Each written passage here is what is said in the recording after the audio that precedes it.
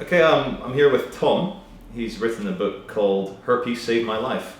What the fuck were you thinking, Tom? I don't know, man. I'm just like crazy. I get these really wild ideas sometimes, and what was I thinking? Whoever wrote a book called that? Yeah. Me.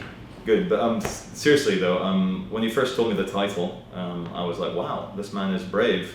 And I think you're brave to the general masses because we know the immaturity and the emotional level of most people in the masses. The way they are prejudiced, the way they make fun of people, the way they are antisocial in their understanding of certain areas. And I think herpes is one of those areas. Yeah. So well done for writing that book. Could you tell me why you wrote it? You know what? Herpes is a big elephant in the room.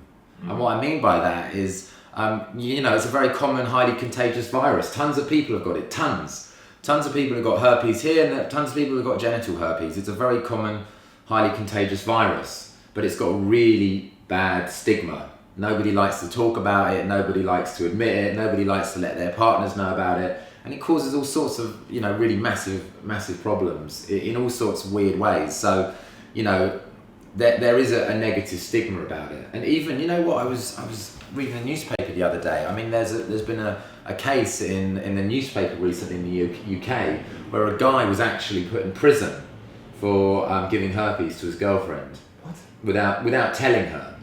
Not to go into too much detail here, but it is a very common. He was put in jail. Yeah. So say for example we became gay and I snogged you and you got the common cold, could you then throw me in jail for giving you the common cold virus? Maybe that's something that in the future will happen. But you know what I mean, that was a pretty amazing article. Yeah. But to sort of rewind a little bit, I got genital herpes about 8 years ago, which is no big deal.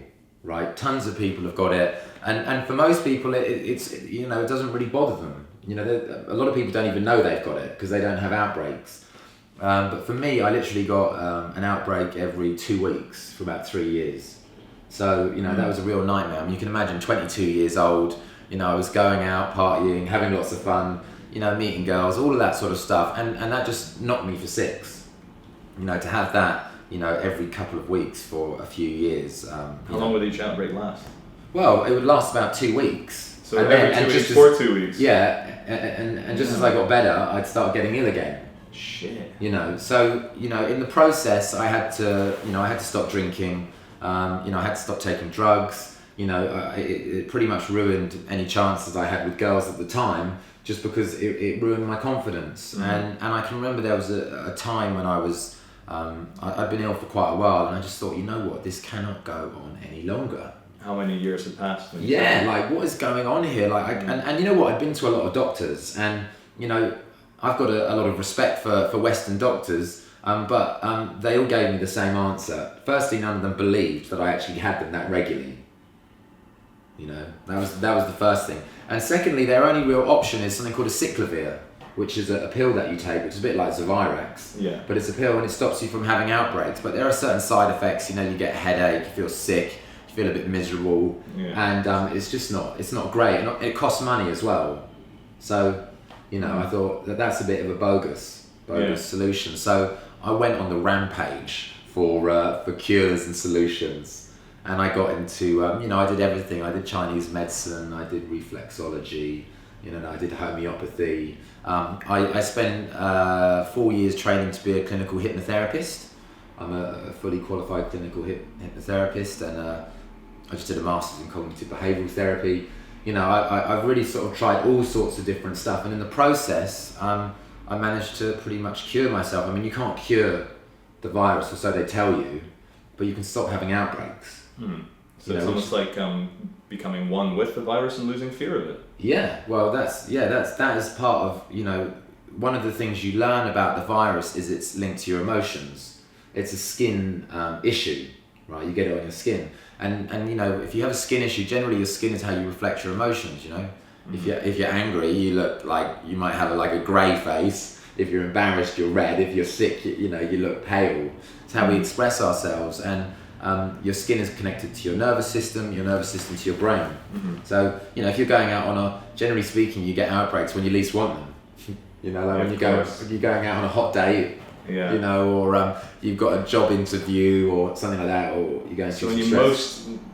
when you most don't need to have one, it comes. Yeah, it can do. I Yeah. mean, it's a real arsehole. So, you know, in some ways, if you can learn to master your emotions and how you feel about the virus, how you think about the virus, then that can transform it. I mean, most people hate having it for some really good reasons. I mean, it's very contagious. It never stops. It comes when you least want it. Describe one of the outbreak of bad. Well, it's just really. I mean, it's really itchy. Like, I mean, you know, it's just itchy. It's like the most. If you take the most itchy thing that you've ever had and sort of times it by 10, it's just like unbearable. Yeah.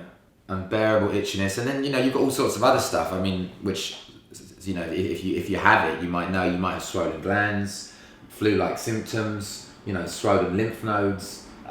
You know, that you can have the whole deal. Yeah. It can manifest itself in many different ways. So it's a nasty virus, but it's also an amazing virus. As a virus, it's very effective. If you think about it, it's quite impressive, right? You can't get rid of it. As a mathematical program within the matrix. It always comes back. You know, whenever you weaken your immune system, it'll get you. And that's one of the things I learned, is that I had to imitate the virus in order to beat it. And that's what I call it the tough love program. It's one of the distinctions in the book, the tough love program. I relate to the virus as a teacher, and as a coach, it's the most amazing coach out there. You know, it's never, you know, if it was a boxing coach, you know, if you get your guard down, he's going to smack you. You know, if your defense is wrong, he's going to get you. So if you can turn it on its head, you can actually help it to teach you and let you grow, which is why the book's called Herpes Saved My Life. So I guess the next question is, how did herpes save your life? Well, I mean, the book could have read Herpes Destroyed My Life. And by the way, this could go for anything in your life where, like, you're experiencing any suffering or any pain, whether you're going through a divorce, whether you've had cancer, you know, whether you're going through any sort of suffering, you can either let it define you or you can let it make you. Yeah. You know, it's an option we all have, and it's the opportunity of being alive. It's the responsibility to choose how we act. So, you know, at the time I was, you know, as I said, I was going out lots, I was taking lots of drugs. You know, life was okay, but it wasn't great. And through mastering, you know, getting better, not only have I been healthy now for 3 years, which is pretty amazing. Really, 3 years, man. Wow, it's a long time. That's good. But also, you know, I just finished my master's in cognitive behavioural therapy. You know, I feel really confident. I feel good. I've got a really great diet. I eat healthy. You know, I do lots of meditation. And, you know, I love life passionately. I'm having this conversation. That's why it saved my life. Yeah. It introduced me to you and all the other sort of gifts that have been bestowed on me because of this journey that I've been on.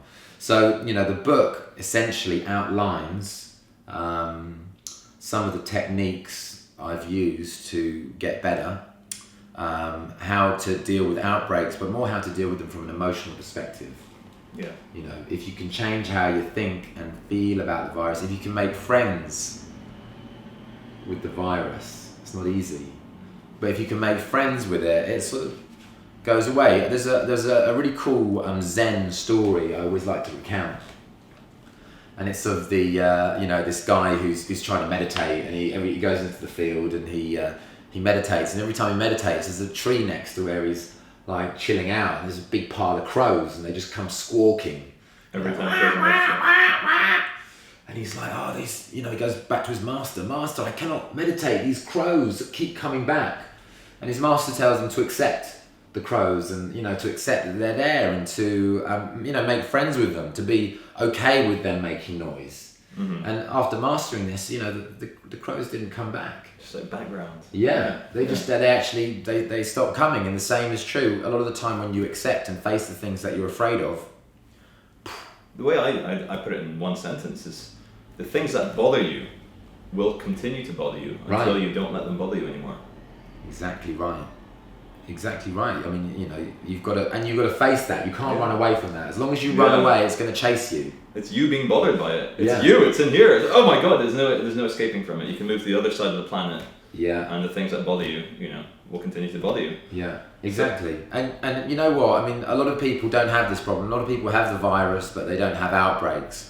So for you guys out there that do have the virus and do have outbreaks, remember that this is an opportunity for you to master this and grow spiritually and, you know, in confidence and in yourself. Yeah. You know, it's a great opportunity. So tell us how you've had to change your lifestyle in the last, say, few years. Oh shit, how did I change? Well, in all sorts of different ways. I used to eat a lot of shit, for a start. Curries, spicy foods, you know, they don't go down well with the herpes virus. Mm-hmm. Yeah, spicy foods and sugars don't go down particularly well. So, you know, I drink wheatgrass every day, barley grass, that sort of stuff, spirulina, superfoods.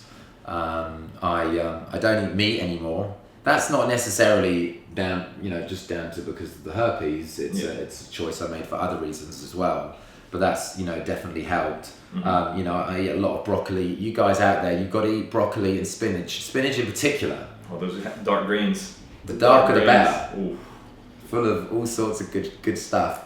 So I spend a lot of time eating healthy. With the virus itself, one thing that's really good for the virus, if you guys want a tip, is oxygen therapies.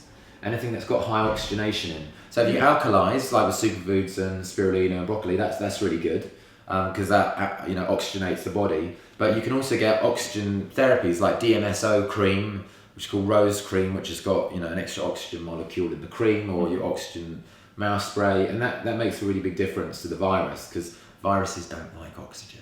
No, that's strange. I hate it. Do you think, like, speaking esoterically here, does the virus have a consciousness? Does it have a goal? Is it trying to tell you something?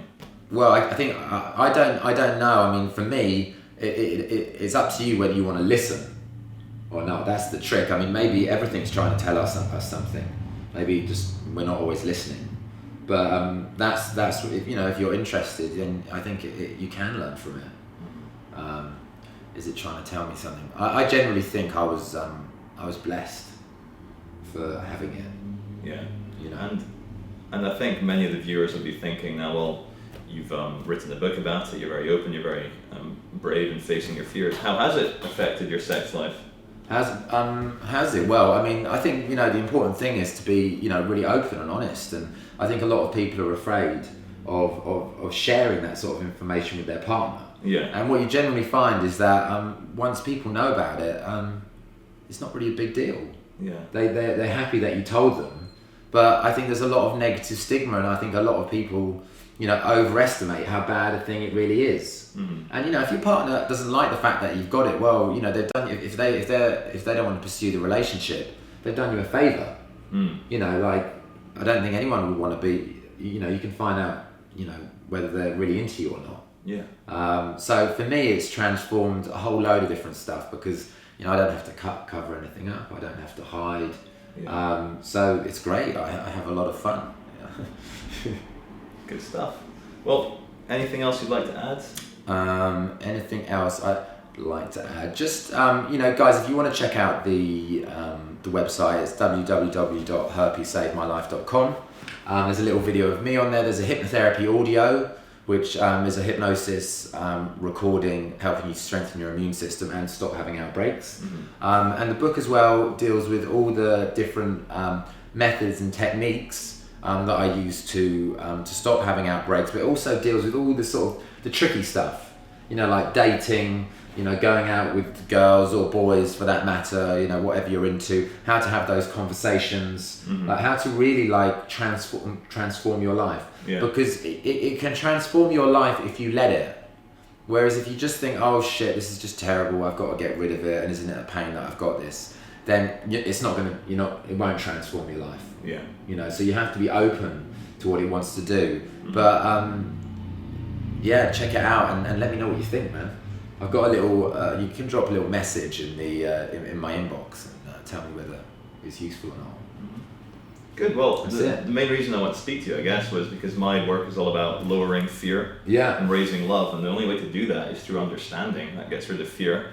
So I hope you managed to bring some more understanding about herpes to a lot more people. Yeah. And may your path along the journey of life continue well. Thanks, Charlie. Cheers, I just want, I think everyone should just tell everyone, just get it out in the open. Yeah, and honesty is the best policy always. Let's make this shit look cool.